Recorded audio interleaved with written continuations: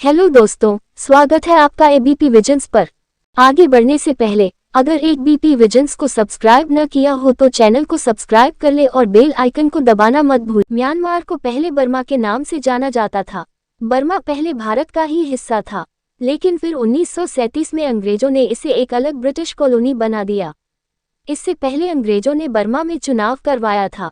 चुनाव में ज्यादातर लोगों ने भारत के साथ रहने के लिए वोट किया था। इसके बावजूद भी बर्मा को भारत से अलग क्यों किया गया? 1984 नाम का एक फेमस उपन्यास है। इस उपन्यास में एक ऐसे देश की कहानी है जहां राज करता है बिग ब्रदर। उसके देश में एक ही मंत्रालय सही से काम करता है, मिनिस्ट्री ऑफ लव। इस मंत्रालय के अधीन आती है एक स्पेशल फोर्स जिसका नाम है थॉट पुलिस। उसका काम है लोगों के विचार मॉनिटर करना। आप ऐसा कुछ सोच भी नहीं सकते जो बिग ब्रदर के खिलाफ जाता है। अगर आपके चेहरे पर ऐसे भाव भी उठे जिससे आप पर शक हुआ तो आप फेस क्राइम के अपराधी हैं। इतना ही नहीं, बिग ब्रदर के देश में अंग्रेजी बोलना मना है। यहाँ एक नई भाषा चलती है जिसे न्यू स्पीक कहा जाता है। न्यू स्पीक में मरा हुआ व्यक्ति डेड नहीं है, वो अनपर्सन है, बुरा नहीं है, अनगुड है। बिग ब्रदर की पार्टी का स्लोगन है war is peace, freedom is slavery, ignorance is strength. Big brother के देश में इसे डबल थिंक कहते हैं, यानी दो परस्पर विरोधी विचारों को एक साथ मानना। उपन्यास के अंत में आपके पास कोई चारा नहीं होता सिवाय बिग ब्रदर की जय जयकार करने के। एक तानाशाही शासन के खतरों से आगाह करता ये उपन्यास लिखा था जॉर्ज ऑवेल नाम के लेखक ने। ऑवेल का ऐसा ही एक और उपन्यास है एनिमल फार्म। आयरनी देखिए कि जिस देश में ऑरवेल ने अपनी जिंदगी के 5 वर्ष बिताए वो खुद एक तानाशाही सैन्य सरकार से जूझ रहा है। हम बात कर रहे हैं हमारे पड़ोसी देश म्यांमार की। पहले इसे बर्मा के नाम से जाना जाता था और ये बर्मा कभी भारत का हिस्सा हुआ करता था। आज बात करेंगे कि बर्मा भारत से कैसे अलग हुआ और क्यों अलग हुआ। 1 अप्रैल का नया संविधान। कहानी शुरू होती है भारत की आज़ादी से लगभग 10 साल पहले से। अखबार की कतरन के ऊपर तारीख लिखी थी 2 अप्रैल 1937। हेडलाइन थी इंडिया बायकॉट्स न्यू कॉन्स्टिट्यूशन, यानी भारत में नए संविधान का बहिष्कार। खबर थी कि कांग्रेस ने हड़ताल और विरोध प्रदर्शन का आयोजन किया था। कलकत्ता कॉरपोरेशन ने भी एक दिन के लिए स्कूल ऑफिस को बंद रखने का आह्वान किया था। इस उथल पुथल का कारण था उस साल 1 अप्रैल को लागू हुआ नया संविधान, जिसके चलते बर्मा भारत से अलग हो रहा था। इस खबर के बाहर आते ही खलबली मच गई, लेकिन बर्मा में इससे बिल्कुल उलट तस्वीरें दिख रही थीं। भारत में जहां विरोध प्रदर्शन और धरना चल रहा था, वहीं बर्मा में इस बदलाव का स्वागत किया जा रहा था। इस तारीख को बर्मा में छुट्टी की घोषणा कर दी गई थी। लोगों ने इस दिन को किसी त्योहार की तरह मनाया। नए संविधान के तहत बर्मा एक अलग ब्रिटिश कॉलोनी बन गया था। ब्रिटिश भारत के अंतिम शासक किंग जॉर्ज वी ने इस बात की घोषणा की। कहा कि बर्मा अब भारतीय साम्राज्य का हिस्सा नहीं रहा। हालांकि सवाल उठता है कि अगर बर्मा भारत से अलग हुआ तो भारत का हिस्सा बना कैसे। साल 1885 में अंग्रेजों और बर्मा के बीच एक युद्ध हुआ। इस युद्ध में बर्मा को हार मिली और उसके ऊपरी हिस्से को भारत का एक प्रांत बना दिया गया।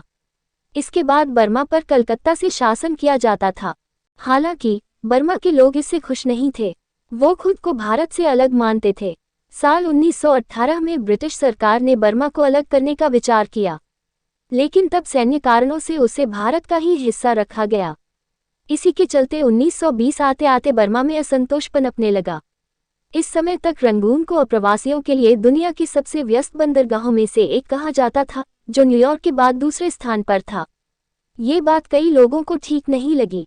पैसे का खेल। बर्मा के लोगों का कहना था कि ब्रिटेन द्वारा बर्मा पर कब्जा करने के बाद से हजारों लाखों भारतीय हमारे श्रम और भूमि का शोषण करने के लिए हमारे तटों पर आ गए हैं। बर्मा के लोग एक तरफ इमिग्रेशन का विरोध कर रहे थे तो वहीं असंतोष का एक बड़ा कारण आर्थिक असमानता थी। अंग्रेजी में टीक और हिंदी में सागौन, ये एक तरह का पेड़ है जिसका उद्योग फैला था बर्मा में। वहां के लोग इस बात से नाराज होने लगे। उन्हें लगने लगा कि भारत और चीन के प्रवासी लोग उनके सागौन उद्योग का फायदा उठा रहे थे। बात ये भी हुई कि सागौन उद्योग से बनने वाली संपत्ति यूरोपीय लोगों के हाथ में जा रही है। 1931 में बर्मा की जनसंख्या में 7% लोग भारतीय थे। बर्मा के लोगों में रोष का कारण ये था कि भारतीय ज्यादा संपत्ति इकट्ठा कर रहे हैं। 1930 के दशक में ब्रिटिश बर्मा की राजधानी रंगून में 55% नगरपालिका टैक्स 7% भारतीयों ने दिया था। वहीं स्थानीय बर्मीज ने केवल 11% टैक्स दिया था। बर्मा के लोगों को लगा कि अर्थव्यवस्था के बड़े हिस्से पर भारतीयों का कंट्रोल है। आर्थिक असमानता को आधार बनाकर कई और दावे भी किए गए। ब्रिटिश और बर्मा के कई अधिकारियों ने कहा कि बर्मा और भारत के अलग होने से बर्मा की अर्थव्यवस्था को लाभ होगा। 1928 में यू म्यायू नाम के एक बैरिस्टर ने एक पैम्फलेट लिखा। शीर्षक था बर्मा को भारत से अलग करने की अपील। इसमें दावा किया गया कि बर्मा भारत का एक प्रांत था, इसलिए उसे हर साल राजस्व में 6.8 करोड़ रुपए का नुकसान होता था। ये 1927 से 1928 के कुल राजस्व के 63% के बराबर था।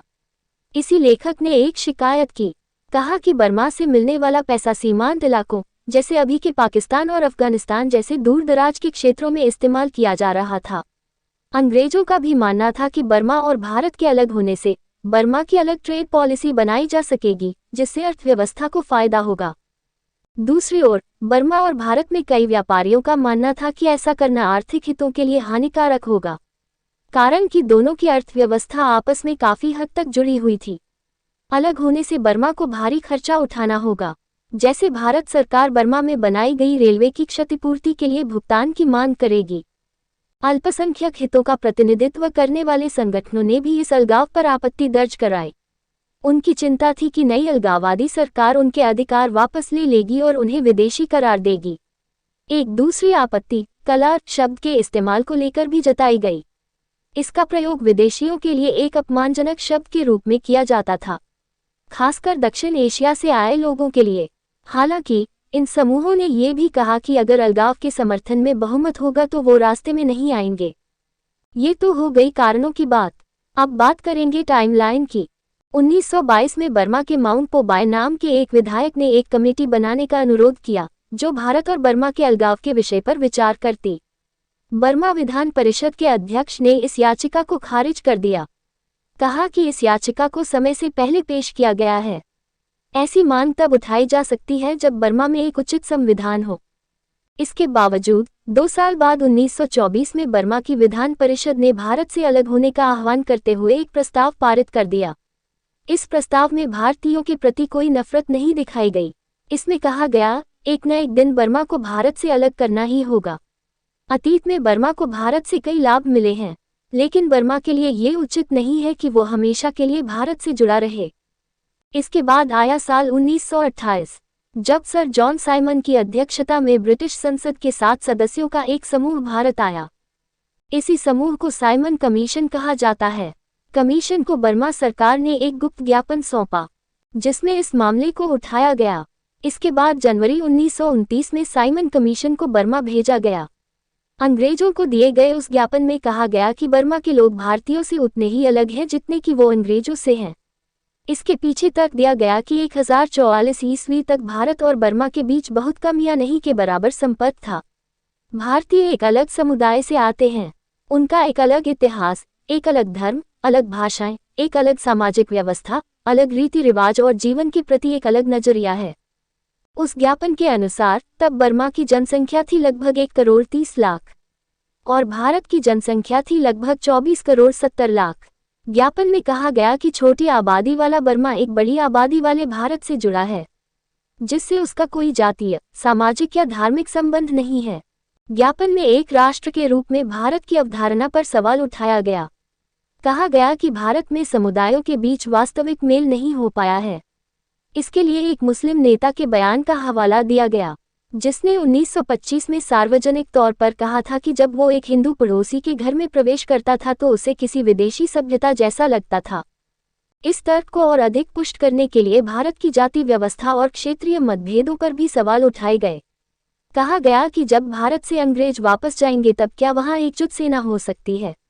ज्ञापन में लिखा गया था कि उस समय किसी भी हाल में इस बात की कल्पना करना मुश्किल था कि मद्रासी, बंगाली, ब्राह्मण, सिख, पंजाबी और पठानों की एक ही रेजिमेंट और एक ही कंपनी में साथ साथ भर्ती होगी। उस समय बर्मा लेबर और कोयले जैसी चीजों के लिए भारत पर निर्भर था और भारत चावल, धान, पेट्रोल और सागौन के लिए बर्मा पर निर्भर था। दोनों देश आपस में जुड़े थे। इसको ध्यान में रखते हुए बर्मा की तरफ से कहा गया कि भारत से अलग होने पर कुछ समय के लिए अर्थव्यवस्था को नुकसान होगा, लेकिन उन्होंने अलगाव की मांग की। नुकसान को ध्यान में रखते हुए उन्होंने कहा है कि ये अलगाव आपसी सहमति और सद्भावना के साथ होना चाहिए। दोस्तों, उम्मीद है कि आपको यह वीडियो पसंद आया होगा। ऐसे ही वीडियो के लिए जुड़े रहे हमारे एबीपी विजन्स यूट्यूब चैनल से। धन्यवाद।